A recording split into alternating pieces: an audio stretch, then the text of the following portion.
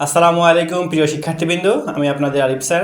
আজকে আমরা সাধারণ গণিত দ্বিতীয় অধ্যায়ের বোর্ড প্রশ্ন সমাধান করব।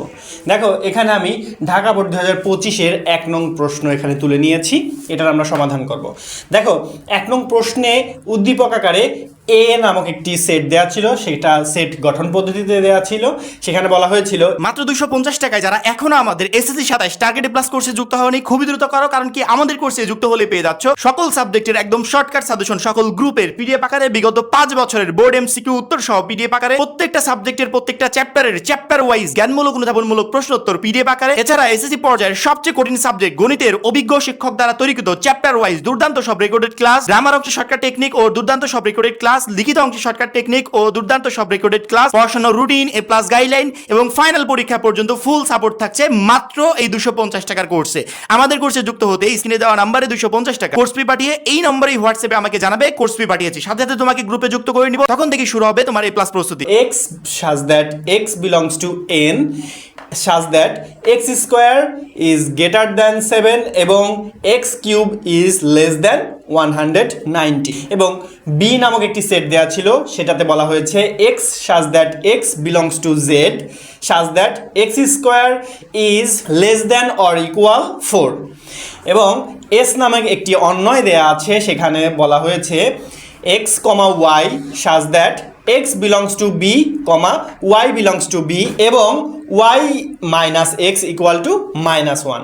এটা আমাদের উদ্দীপকে দেওয়া ছিল। এবং ক নং প্রশ্নে বলা হয়েছে c equal to x belongs to n such that x square plus 3y plus 2 equal to 0 এটাকে তালিকা পদ্ধতিতে প্রকাশ করো। খ নং প্রশ্নে বলা হয়েছে পাওয়ার অফ এ মানে এ সেটের শক্তি সেট নির্ণয় করতে বলেছে এবং গ নংয়ে বলা হয়েছে এস অন্যয়টিকে তালিকা পদ্ধতিতে প্রকাশ করে ডোমেন নির্ণয় করো। তো চলো আমরা এই প্রশ্নটা এখন সমাধান করব। দেখো, এখন সমাধান ক করব। এখানে আমরা দেওয়া আছে যেটা সেটা লিখে নিব। দেওয়া আছে,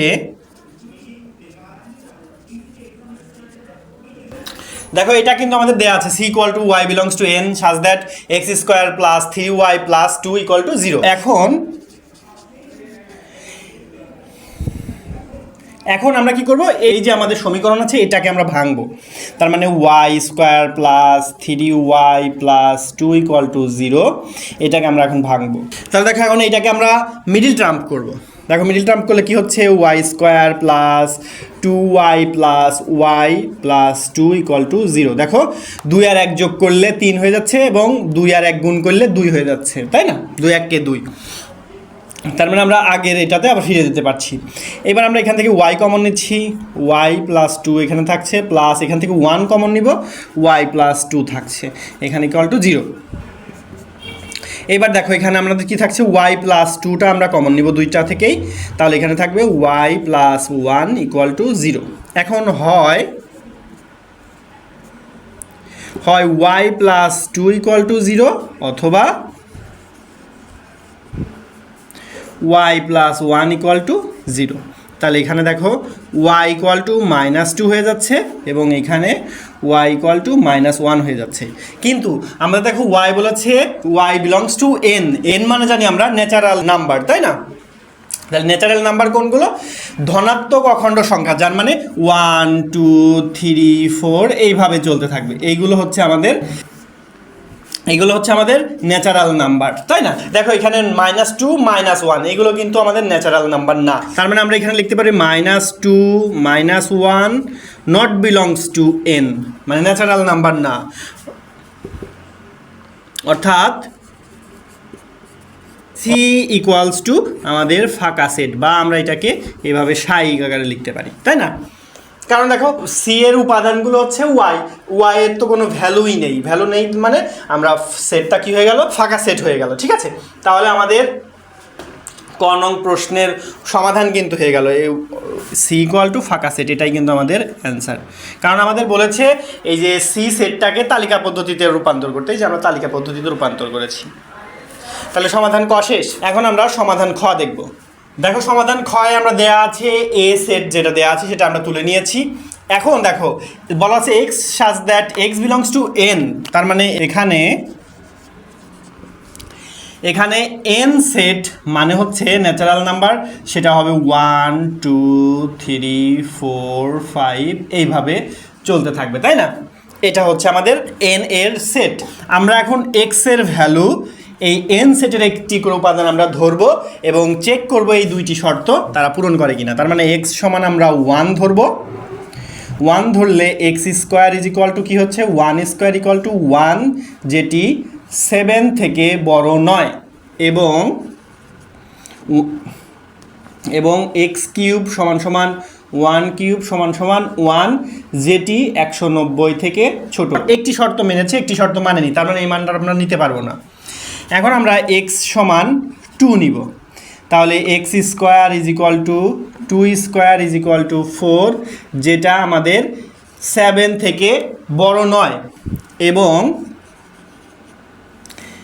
এক্স কিউব সমান সমান 2 কিউব সমান সমান 8, যেটা আমাদের 190 থেকে ছোট। এই একটা শর্ত মানছে, একটা শর্ত মানেনি। এখন আমরা এক্স এর ভ্যালু 3 ধরবো, তাহলে x square is equal to 3 square equal to 9, এইটা কিন্তু আবার 7 থেকে বড়, তার মানে শর্ত পূরণ করেছে একটি। এবং x cube equal to 3 cube সমান সমান 27, এটি কিন্তু আমাদের 190 থেকে ছোট, তার মানে দুইটি শর্তই মেনেছে, তার মানে এই মানগুলো আমরা নিতে পারবো। যেগুলো দুটি শর্তই মানবে সেগুলো আমরা মান নিতে পারবো, আদারওয়াইজ নিতে পারবো না। একটি শর্ত যদি না মানে মান কিন্তু নিতে পারবো না। তার মানে এখন আমরা এক্স এর ভ্যালু দিব 4, তাহলে x square is equal to 4 square is equal two 16, এটি 7 থেকে বড়, শর্ত পূরণ করেছে। এবং x cube is equal to 4 cube is equal two 64, এবং 64 কিন্তু 190 থেকে ছোট, তাহলে এই শর্তটাও মেনেছে। এখন আমরা দেব এক্স ইকুয়াল টু 5, তাহলে x square is equal two 5 square is equal two 25 অবশ্যই 7 থেকে বড়, এবং x cube is equal two 5 cube সমান সমান 125, যেটি 190 থেকে ছোট। ঠিক আছে, এখন আমরা এক্স এর ভ্যালু 6 নিব। X square is equal two 6 square is equal two 36, যেটা 7 থেকে অবশ্যই বড়, এবং x cube is equal two 6 cube is equal two 216, যেটা 190 থেকে ছোট নয়। তার মানে দেখো শর্ত কিন্তু আমাদের এখানে ব্রেক হয়ে গেল। তার মানে এর বড়, এক্স এর মান 5 থেকে যত বড় নিব সবগুলোর জন্য একটি শর্ত পূরণ হবে, কিন্তু অপর শর্তটি আর পূরণ হচ্ছে না। তার মানে এইখানে কিন্তু আমাদের এক্স এর ভ্যালু, আমরা ভ্যালিড ভ্যালু, এই শর্ত সাপেক্ষে এক্স এর ভ্যালু কিন্তু 2, 3, 4, 5 এই কয়টি, এর বাইরে কিন্তু আর এর ভ্যালু নেই। তার মানে আমরা এখন এখানে লিখতে পারি, অতএব এ সেটের উপাদান সংখ্যা 3, 4, 5। তার মানে এ সেটের উপাদান সংখ্যা আমরা পেয়ে গিয়েছি, কিন্তু প্রশ্নে আমাদের চেয়েছিল এ সেটের শক্তি সেট নির্ণয় করতে, পি অফ এ। তার মানে এখন আমরা পি অফ এ নির্ণয় করে ফেলবো। তাহলে এখন আমরা পি অফ এ নির্ণয় করবো। এ সেটটা আমি এখানে একটু লিখে রাখি, তোমরা কিন্তু এখানে যেখানে শেষ করেছি তারপরের থেকে শুরু করবে। তার মানে এ সেটটা আমরা পেয়েছিলাম কত, 3, 4, 5 এটা। এখন আমরা অতএব পি অফ এ সেটের শক্তি সেট নির্ণয় করব। শক্তি সেট নির্ণয় করার জন্য আমাদের প্রথমে উপাদান হবে ফাঁকা সেট, তারপরে সবগুলো সিঙ্গেল সিঙ্গেল নিব, 3, 4, 5। এবার ডাবল ডাবল নিব, 3, 4, 3, 5 এবং 4, 5। এবার তিনটা একসঙ্গে নিব, 3, 4, 5। এইবার আমরা ক্লোজ করে দিব। তাহলে দেখো আমাদের কিন্তু এই যে পি অফ এ সেটের শক্তি সেট নির্ণয় হয়ে গিয়েছে, এবং আমরা কিন্তু একটা সূত্র জানি 2 এর পাওয়ার n, 2 এর পাওয়ার n, এটা দ্বারা কিন্তু আমরা n মানে হচ্ছে ওই সেটের উপাদান সংখ্যা, এবং এটা দ্বারা কিন্তু আমরা শক্তি সেটে কতটি উপাদান হবে সেটা নির্ণয় করতে পারি। তার মানে 2 এর পাওয়ার 3 দিলে হচ্ছে 8। এখন আমরা এখানে গুণে দেখব যে আমাদের 8টি উপাদান হয়েছে কিনা। 1, 2, 3, 4, 5, 6, 7, 8, হ্যাঁ 8টি উপাদান হয়েছে। তার মানে এটাই হচ্ছে আমাদের আলটিমেট অ্যান্সার। তাহলে দেখো সমাধান খ কিন্তু আমাদের হয়ে গেল। এখন আমরা দেখব সমাধান গ। দেখো সমাধান গয়ে দেয়া আছে বি, যে আমাদের একটি সেট দেয়া ছিল, বি সেটটাকে আমরা তুলে নিয়েছি। এখানে বলা হয়েছিল এক্স সাজ that x belongs to Z সাজ that x square is less than or equal 4। তার মানে আমাদের এক্সের যে ভ্যালুগুলো হবে সব জেড মানে পূর্ণ সংখ্যা হতে হবে এবং এক্স স্কোয়ারের ভ্যালুটা 4-এর সমান অথবা তার থেকে ছোট হতে হবে। এখন আমরা এখানে লিখি, এখানে জেড সমান সমান +-1 +-2 +-3 এইভাবে চলতে থাকবে এবং এখানে কিন্তু জিরো হবে। হ্যাঁ, জিরো থেকে শুরু করে পূর্ণ সংখ্যা মানে হচ্ছে জিরো সহ সকল ধনাত্মক ও ঋণাত্মক সংখ্যাকে পূর্ণ সংখ্যা বলে এবং পূর্ণ সংখ্যার সেটকে জেড দ্বারা প্রকাশ করা হয়। এখন আমরা কি করব, এই যে এইখান থেকে পূর্ণ সংখ্যার একটি করে ভ্যালু ধরবো। এক্স ইকুয়াল টু 0 হলে X square is equal two কত হচ্ছে, 0 স্কোয়ার ইকুয়াল টু 0, যেটা আমাদের এই শর্তটাকে মেনে চলেছে। এবার এক্স সমান +-1 হলে X square is equal to +-1 তার whole square is equal to 1, যেটা আমাদের 4 থেকে ছোট। দেখো এখানে আমরা প্লাস মাইনাস একসাথে নিচ্ছি কেন, আমরা কিন্তু জানি বর্গের ক্ষেত্রে, মানে বর্গ বলে কথা না, যদি আমাদের পাওয়ার সবসময় জোর থাকে, জোর কিন্তু অলওয়েজ আমাদের পজিটিভ আউটপুট দেবে। সেখানে আমরা যদি নেগেটিভ কোনো ভ্যালু ঢুকাই সেটা আমাদের পজিটিভ আউটপুটই দেবে, এই কারণে আমরা প্লাস মাইনাস একসঙ্গে নিচ্ছি।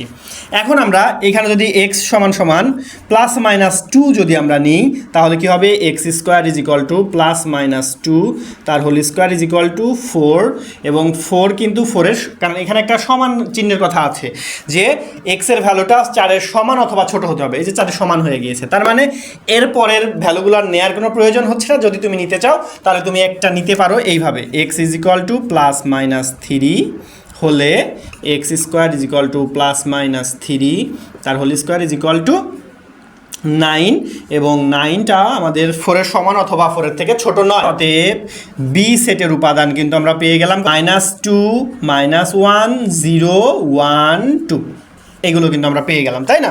এখন আমরা আসি আমাদের এস নামক যে অন্যয়টি ছিল, অন্যয়টিতে কিন্তু বি উপাদানের মধ্যে এক্স এর ভ্যালু বি থাকতে হবে, ওয়াই এর ভ্যালু বি থাকতে হবে, তাই না? এজন্য আমরা বি সেটটাকে আগে বের করে নিলাম। এখন আমরা এস অন্যয়ের কাজ করব। দেখো এরপরে এখানে আমরা বি এর মান নির্ণয় করেছি, বি সেটের উপাদান নির্ণয় করেছি, বি সেটের উপাদানের পরে কিন্তু এই লাইনটা লিখতে হবে। হ্যাঁ, এখন দেখো এখানে আমাদের S equal to x comma y such that x belongs to B y belongs to B এবং y minus x equal to -1, এটা ছিল আমাদের। হ্যাঁ, এখন আমরা এখান থেকে এই শর্ত আমরা লিখতে পারি, এস অন্যয়ের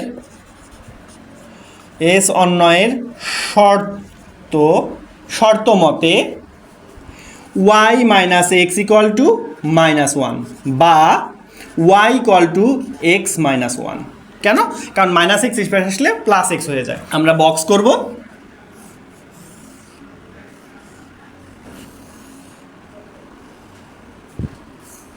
এখানে x এখানে y, x এর মানগুলো বসাই নেব আমরা। x মানে কি, আমাদের বলা আছে x belongs to B y belongs to B, তার মানে b এর মানগুলো বসাই দেব। b এর মান ছিল -2 -1 0 +1 এবং +2, তাই না? এখন আমরা কি করব, এই শর্ত সাপেক্ষে এখন y এর মান বসাবো। তার মানে দেখো y সমান কি হচ্ছে, x -1, তার মানে আমরা এখানে -2 থেকে -1 করব, তাহলে কত হয়ে যাচ্ছে, -3, তার মানে এটা হয়ে গেল -3। এবার -1 থেকে -1 করব, তাহলে হয় -2, তাহলে হচ্ছে -2।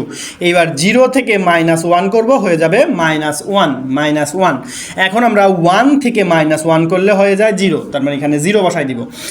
2 থেকে -1 করলে হয়ে যায় 1, তার মানে এখানেও 1 বসাই দিব। এবার একটা জিনিস খেয়াল করো, y এর ভ্যালু কিন্তু আমরা পেয়ে গেলাম, কিন্তু y বিলংস টু বি বলা আছে, মানে y এর ভ্যালুগুলো সব বি এর মধ্যে থাকতে হবে, কিন্তু -3 তো বি এর মধ্যে ছিল না, বি এর উপাদান তো -3 নয়। তার মানে আমরা এখানে লিখতে পারি -3 নট বিলংস টু বি, অর্থাৎ -2, -3 নট বিলংস টু এস, তার মানে এস এর ভ্যালু এটা হতে পারবে না। অতএব তার মানে আমাদের দেখো এই যুগলটা কিন্তু বাদ। এখন আমরা লিখব ডোমেন এস সমান, এখন নির্ণয় করবো ডোমেন এস মানে কোনটা? ডোমেন মানে হচ্ছে এক্স এর ভ্যালু আর রেঞ্জ মানে হচ্ছে ওয়াই এর ভ্যালু। তো আমাদের এখানে ডোমেন হচ্ছে ওয়াই এর ভ্যালু, কিন্তু -2টা আমরা নিতে পারবো না কারণ এই যুগলটা বাদ হয়ে যাচ্ছে, কারণ এটা লেখা হয়েছে -2 -3, এইটা not belongs to S, S এর ভ্যালু না। তার মানে আমরা বাকিগুলো লিখে দেবো -1 0 1 এবং 2। এটাই হচ্ছে আমাদের অ্যান্সার,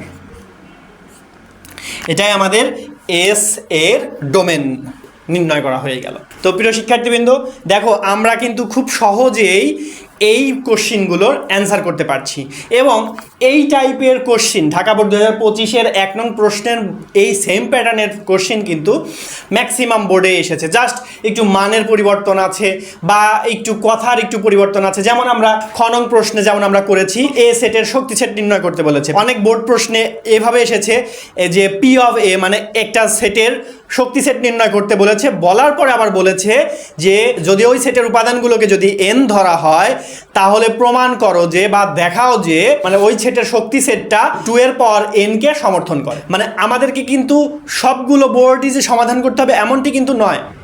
আমি তোমাদেরকে জাস্ট প্রশ্নের প্যাটার্ন বুঝাই দিব এবং কিভাবে সমাধান করতে হবে সেটা আমি করে দিব।